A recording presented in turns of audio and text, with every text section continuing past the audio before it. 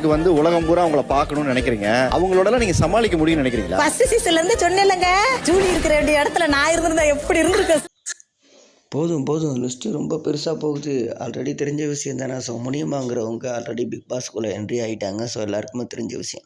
So அதெல்லாம் கூட இருக்கட்டும். இப்போ நம்ம விஜே சித்து விளாக்னு எல்லாருக்குமே தெரியும். யூடியூப்ஸில் விஜே சித்து விளாக்ஸ்னு ஒரு பெரிய ஃபேன் பேஜே இருக்குது. நம்மளை சிரிக்க வைக்கிறதா இருக்கட்டும், நம்மளை சிந்திக்க வைக்கிறதா இருக்கட்டும், விஜே சித்து விளாக்னாலே தனி ஃபேன் பேஜ் இருக்குது. ஸோ இப்போ ரீசெண்டாக பார்த்தீங்கன்னா விஜே சித்து அவர்கள் பிக் பாஸ் 10க்கு ஆடிஷன் நடக்குதா. ஸோ அதுக்கு அட்டன் பண்ணியிருக்காங்க. ஸோ விஜே சித்து வந்து பிக் பாஸ் சீசன் 10க்குள்ளே போகிறாங்க. ஸோ ஆல்ரெடி ஆஃபிஷியலாக நமக்கு கன்ஃபார்ம் ஆயிடுச்சு. ஸோ அப்படி மட்டும் அவர் போனாங்கன்னா ஃபன்னுக்கு இடமே இருக்காது. ஸோ சூப்பராக இருக்கும். ஸோ விஜே சித்து அவருடைய மிகப்பெரிய ரசிகர்களில் நானும் ஒருத்தன் சொல்லலாம். ஸோ நான் என்ன சொல்ல வரேன்னா, பிக் பாஸ் சீசனுக்குள்ளே இந்த மாதிரி டேலண்டான ஆளுங்களை தான் உள்ள விட நான் எதிர்பார்த்துக்கிட்டு இருக்கேன்.